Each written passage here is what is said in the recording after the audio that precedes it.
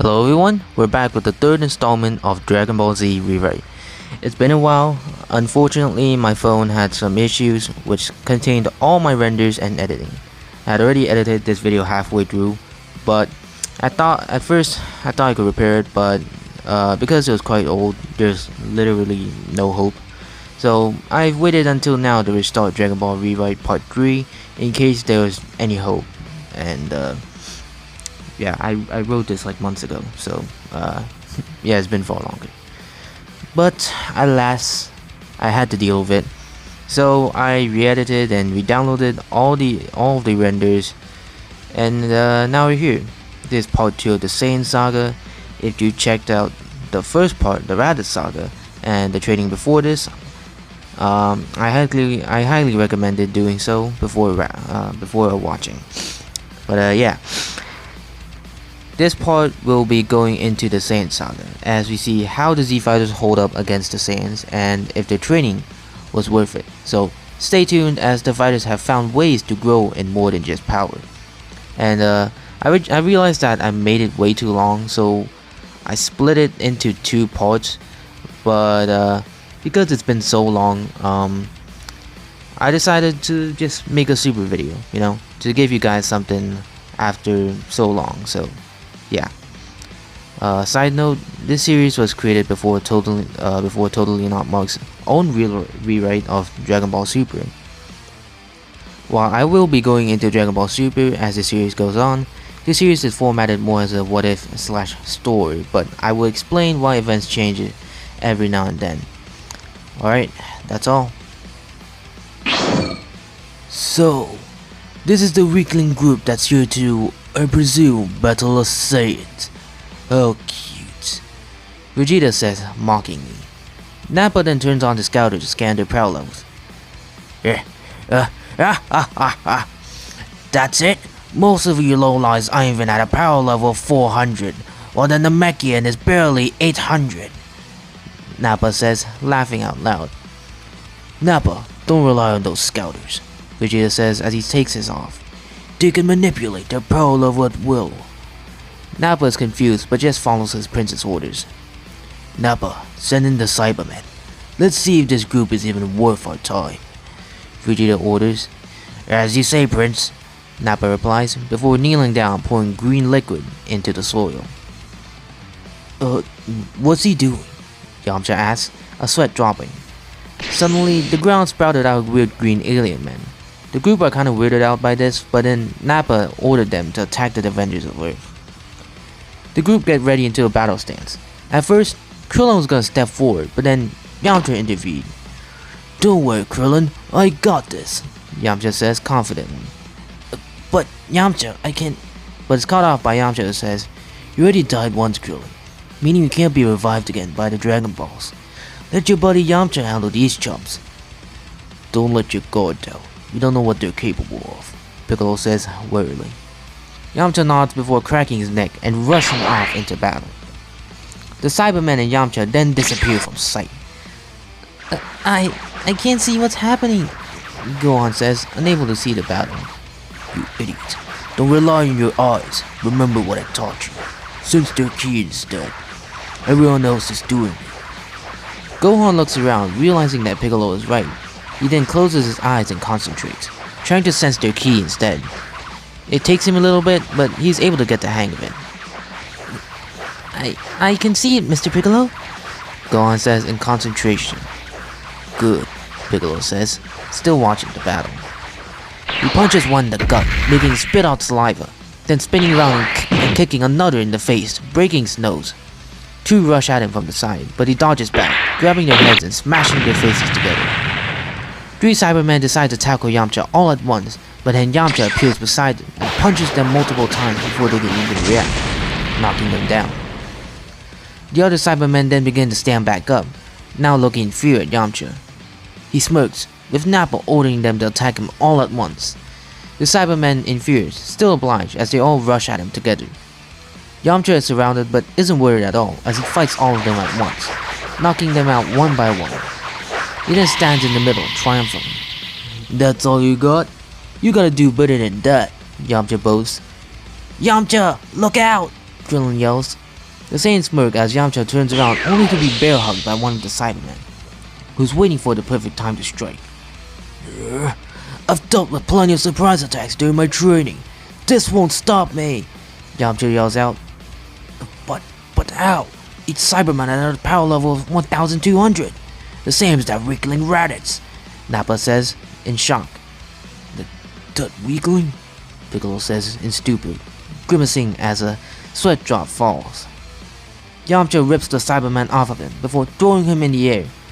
Let me show you something interesting. Watch closely, Saiyans, Yamcha says. The Saiyans look on intrigued as Yamcha points a finger at the Cyberman. This is a technique I learned from Chiaotzu, courtesy of Mr. Popo. The Cyberman, who is in the air, floats there as a bluish aura covers him. The Cyberman tries to break free, but Yamcha starts flinging him around, reminiscent of his spirit ball. He then starts smashing the Cyberman into the ground, into rocks, cliffs, and even other Cybermen. After a short while, he releases his technique, with the Cyberman he was controlling dropping to the ground, being turned into mush. That's my spirit control technique, Yamcha says. The Earthling group cheer on as the Saiyans were quite puzzled with the technique. Nappa is enraged as he yells at the Cybermen, but none move, seemingly dead. However, Yamcha feels something moving under the ground as he looks around confused. But then, the ground bursts under him as another Cyberman jumps out and grabs it again. But this time, Yamcha was able to react fast enough. As soon as it grabbed onto him, it detonated. A huge explosion goes on as the Earthlings look on in horror. The group yells out Yamcha's name. Some of the Cybermen start shakily getting up, cackling while doing so.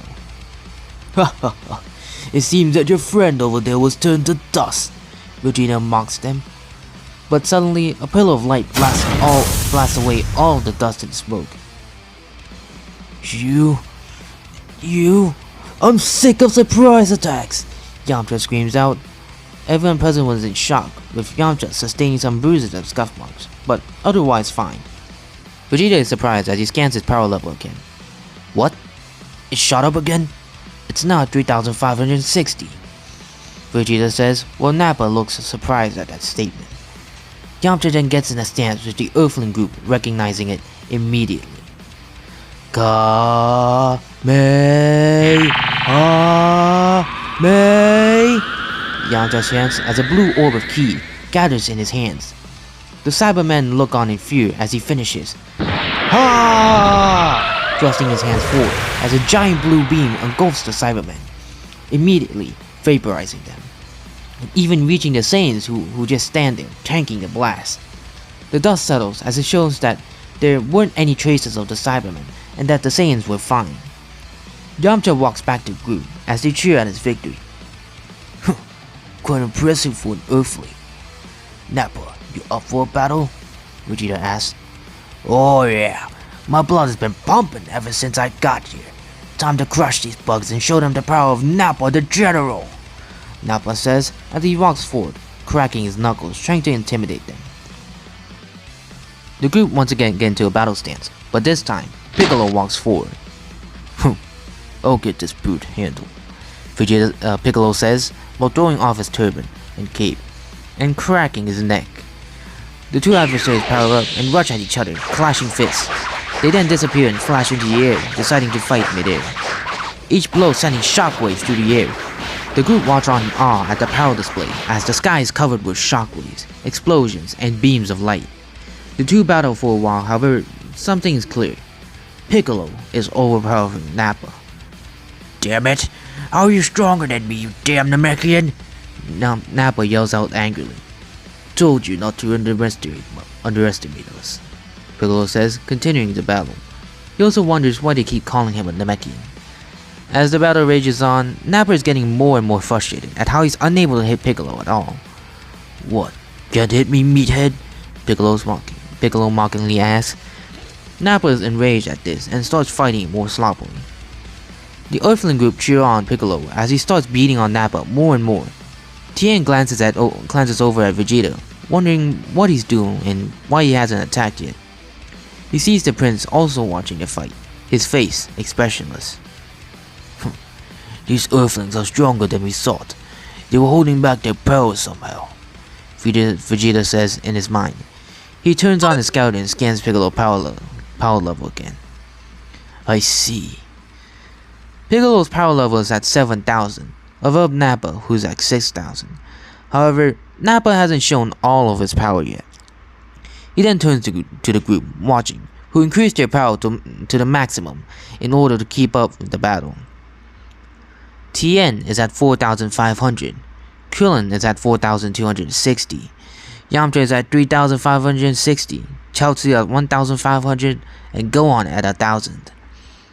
The reason I made the Earthlings stronger, and in turn Nappa as well, is because I felt that they all fell behind too quickly. For Piccolo, I still wanted to keep him as the strongest, besides Goku and Vegeta later on, so that future events such as Namekian fusion and such will make just a little bit more sense. I want to further build on his character and biology.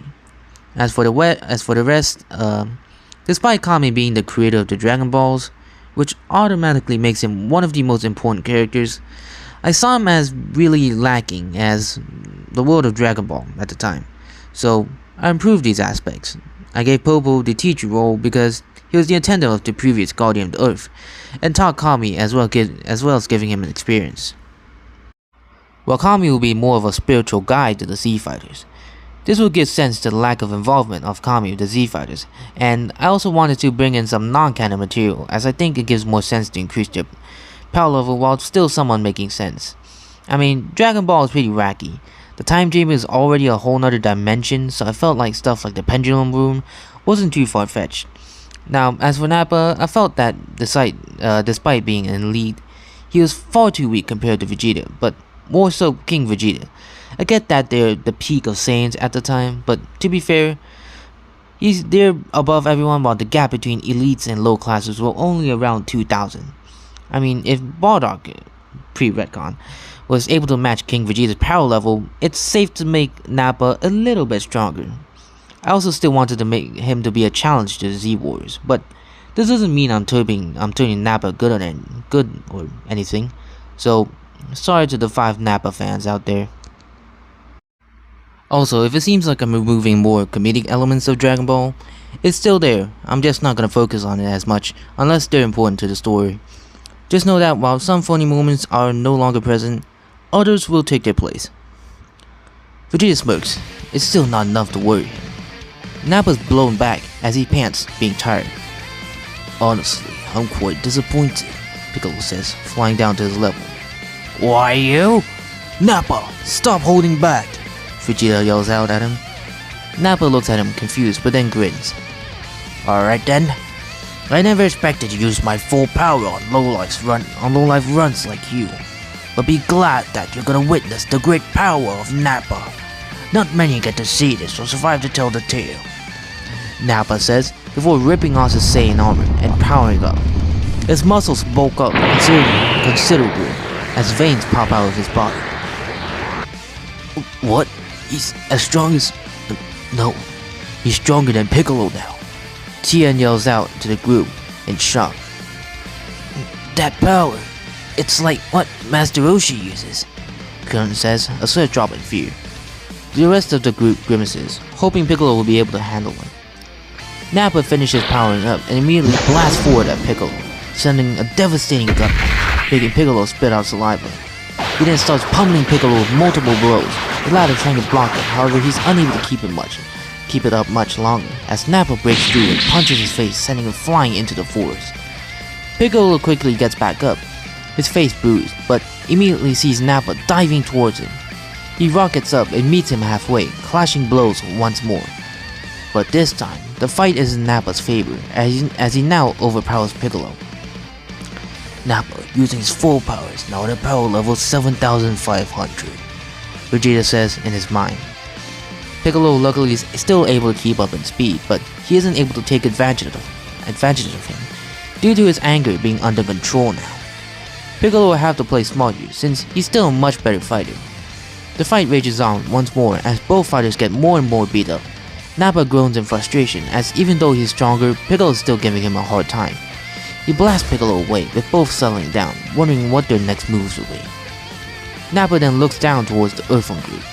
He ponders, but then smiles wickedly. He blasts down towards them. Ha ha ha, let me clean up this pile of trash first. Piccolo is shocked at his move and rushes down towards him. Nappa then opens his mouth wide and an orb of energy gathers in place. Realizing what's going on, Piccolo yells out at the group to dodge. Nappa fires a mouth beam as he speeds towards the group. Luckily, most of them are able to react in time and get out of the way. However, Gohan is still standing there, frozen and unable to react. No! Piccolo yells out, forcing him to intercept it. Piccolo stands in front of the beam, shielding Gohan from it and taking the full force brunt from the attack. Piccolo then falls to the ground. He then has his speech with Gohan before passing away. Now the four humans, they're able to handle Nappa, but it wasn't easy. A single punch from Nappa could blow a hole through them, so they were forced to dodge most of the time. But they couldn't keep this up for long as Tien was unable to dodge one of Nappa's punches, forcing him to block. Nappa's punch tore one of Tien's arm off, causing Tien to scream in pain. In anger, Chaozu fires off multiple Dodon rays at Nappa, but Nappa just tanks it. Annoyed, he was about to charge at Chaozu, but he's then kicked back by Yamcha and Krillin. Thanks guys, Tien says. Say, are you alright? And Krillin asks. Yeah, I should be fine. This won't hold me back, Tien says before he starts concentrating. The Saiyans look on in confusion as two arms grow out the back of Tien. Are all of the humans able to do this? The Saiyans wondered. The three of them rush back in to continue the fight. They're gonna pull out all of their cards in order to win. Krillin uses a solar flare to blind Nappa, then pulls out a keyblade and starts slashing at Nappa, causing huge damage. Enraged, Nappa tries to fire a mouth beam point blank, but is then slammed from the side by a Trigun. Nappa, who regained his vision, rushes back at them, enraged. Meanwhile, Kami's at King Yema's place, but then feels Goku's ki rushing in fast. He tells Goku to grab on, swiftly teleporting back to the lookout. Kami gives him some encouragement, telling Goku that his friends are doing well but need his help. He thanks Kami before rushing off towards the battlefield. He jumps off the lookout, Korra noticing and throwing the last sensor beam at him that the group left just in case, saying he looks tired. Goku catches it, thanking Korra as well before flying off with Nimbus. Now back on the battlefield. Hey guys, do you could buy me some time? I might be able to finish him off with this attack. The two of them nod before clashing with Nappa again. Krillin's able to keep Nappa back with his dangerous keyblade, while Tien has three arms to fight with, which kept Nappa on the back foot. Yamcha charges a large spirit ball in each hand before smashing them together, similar to Vegeta's final flash. No! Yamcha yells out as he cups his hand beside him, like the Kamehameha. Spirit Cannon!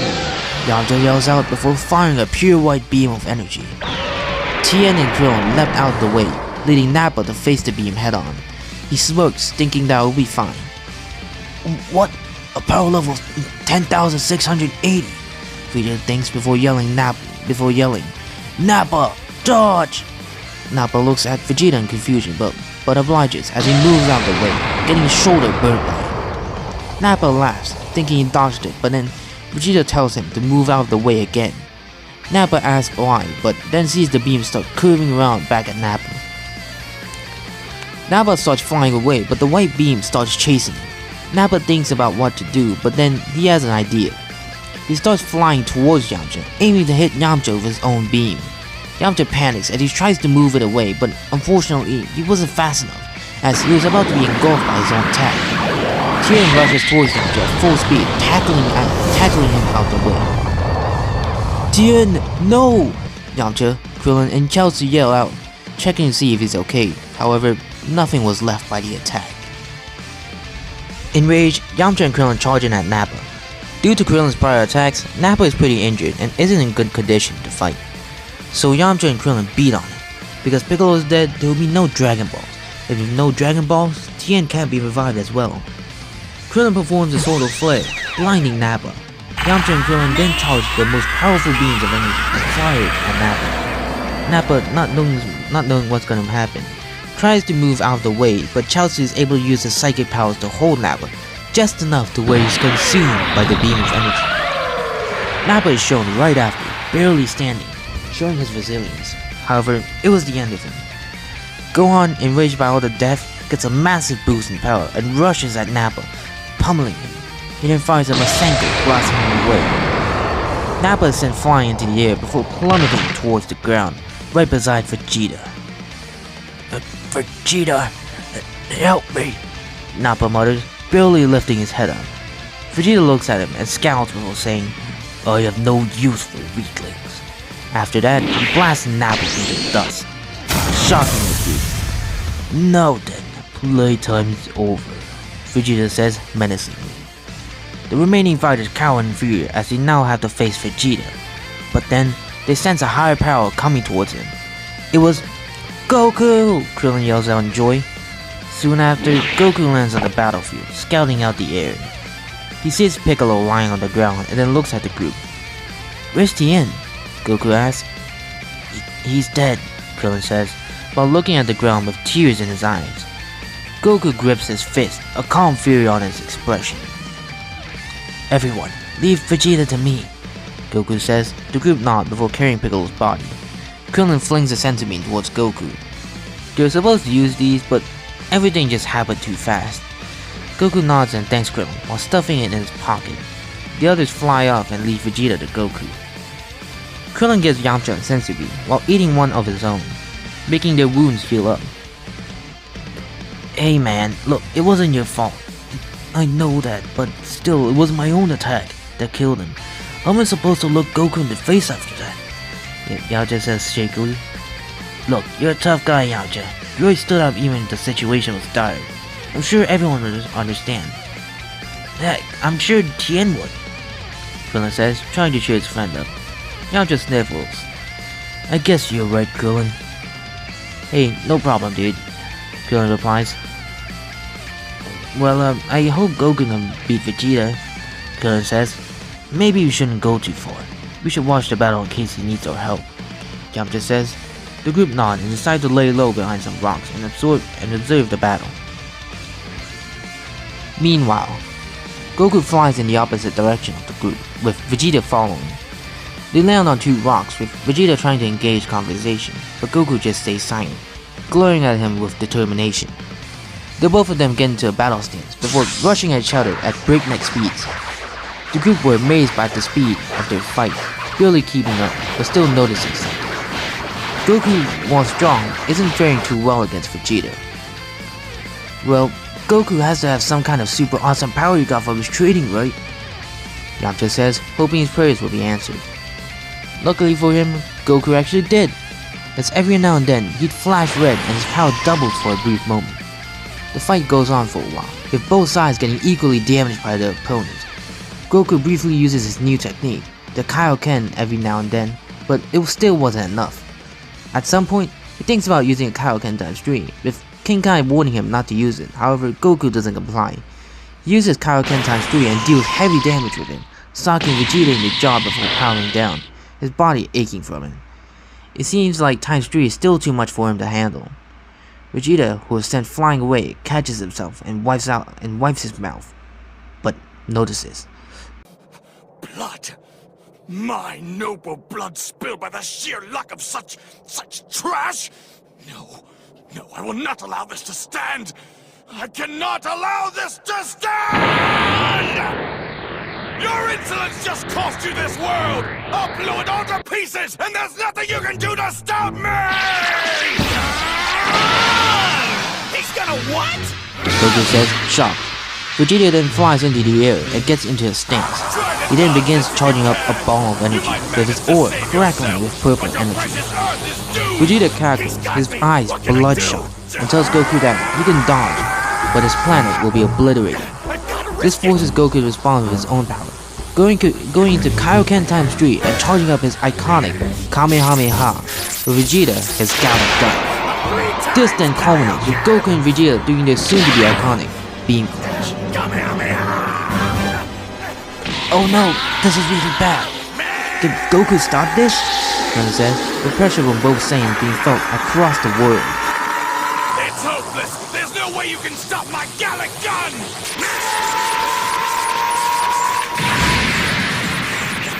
Prepare to join this filthy orb in oblivion! Ah! two bright beams of light then launched out of both sides, clashing together in a spectacle of power.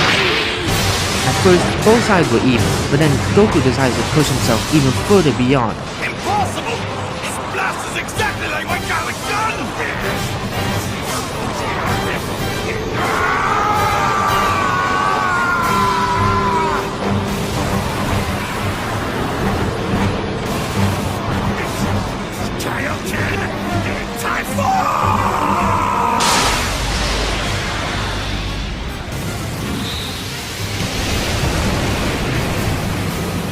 Goku's Kamehameha then grows even larger, overcoming Vegeta's Gallic Gun, sending Vegeta flying into the atmosphere. Goku powers down with Yajirobe coming out to help, but Goku tells him to run as Vegeta was still alive.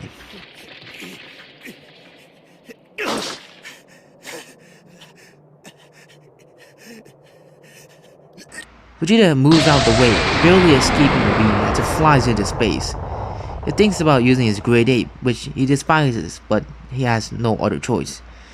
He tries looking for the moon for a while, but realizes that it must have been taken out before he and Nappa arrived.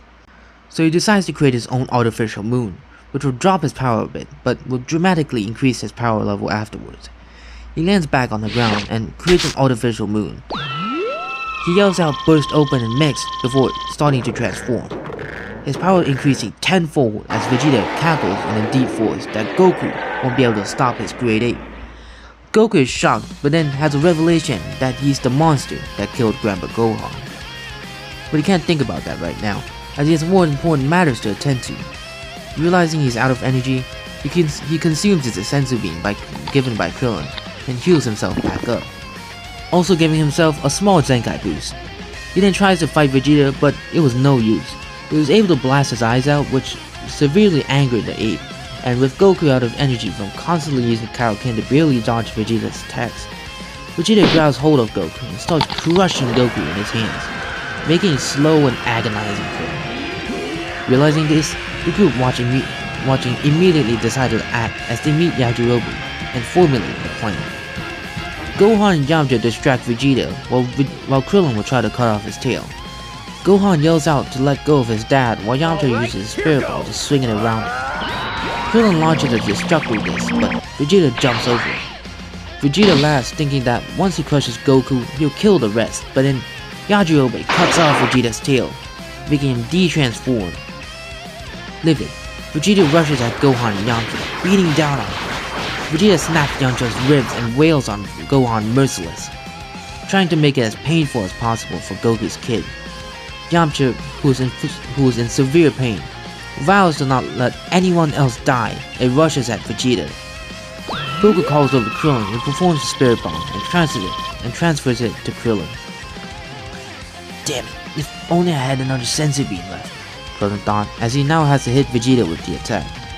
Luckily, Yamcha is able to sense this and decides to handle Vegeta one-on-one. Vegeta, annoyed that this Earthling is intervening, decides he's going to kill him first. Yamcha tries to hold off Vegeta, but Vegeta brutally beats on Yamcha. Gohan, enraged, tries to hit Vegeta with a blast, but he dodges and throws one himself. Luckily, Gohan is able to dodge as well, making the cliffside explode. King Kai directs Krillin on how to use the Spirit Bomb as he tries sensing Vegeta's energy, and is able to lock on as he is about to finish off Yamcha. However, Yajirobe yells out at Krillin, telling him to finish Vegeta off, which catches Vegeta's ear as Krillin thinks about how stupid Yajirobe is and quickly launches the attack. However, Vegeta notices this and is about to dodge, but then Yamcha, who is bloodied and bruised, grabs hold onto Vegeta, telling him that he's going to hell with him. Vegeta yells in anger, trying to escape, but Yamcha holds onto it with every last bit of strength. Soon, Vegeta is hit by the Spirit Bomb, with the attack detonating on contact, taking Yamcha with it. The dust settles as two figures can be seen lying on the ground. It was Yamcha and Vegeta, with Vegeta still alive, slowly getting up but Yamcha is unmoving, seemingly dead. Vegeta laughs at the weakling, but then is met by Krillin, who is going to finish him off. Vegeta explodes out his ki, decimating the area around him, sending Goku and Gohan flying. However, they were still alive, but most importantly, Krillin was still standing in the same spot, showing Vegeta that his power had dropped drastically. Knowing he can't defeat him now, he reaches into his pocket and clicks a button to call a spacebar, with Krillin preparing a Keyblade to finish Vegeta off. But Goku communicates telepathically with Krillin, telling him not to kill Vegeta. Krillin argues, but this gives enough time for Vegeta to get inside the ship. Just wait, Kakarot. I'll show you just how small you are in this universe. You were nothing compared to the likes of Lord Frieza. Lord Frieza? Krillin and Goku thought at the same time. However, before they can ponder more, Vegeta gets inside of his ship and escapes. Krillin dams it all but releases his attack, dropping to the ground in sadness. He recuperates with everyone left, checking on everyone. Chaozu is fine luckily, and while Gohan is pretty hurt, he would also be fine. Soon, he regains consciousness, but then another disaster strikes. Gohan turns around and is immediately met by the sky and also Vegeta's Power Ball. He then starts transforming into a great ape as the group look on in horror. Krillin quickly tries to cut off Gohan's tail but is then smacked in the head by the rampaging ape. Krillin gathers himself again, along with Chaozu's help who held out Gohan's tail. He launches a destructive disc at Gohan's tail, cutting it off. It works as Gohan starts shrinking, but then realizes that the boy was falling right on top of him. Krillin panics and he was crushed under the weight of the great ape Gohan. Shortly after, Gohan's back to normal, knocked out once more, and with no clothes on. Krillin lifts the boy off of him, his body aching at the fall on top of him. But then, an aircraft soon arrives with Bulma, Roshi, and Chi-Chi inside of it. Chi-Chi immediately rushes towards Gohan, ignoring Goku, which leaves Krillin dumbfounded. He then looks at Goku, who just chuckles in response. Krillin then smiles, thanking God that was all finally over. Alright guys, that's all for part 2 of the Saiyan Saga and the third installment to the series. I didn't change too much about the Vegeta fight, that's why it was so short and I kept a lot of elements about it. Now let me explain some decision choices that I made during this series that I had not yet explained, to clear things up for next time. I already explained why I made the Z Fighter stronger last part, but why did I make Yamcha accidentally the killer of Tien? Well, Yamcha has always been one of those background characters, along with the likes of Tien.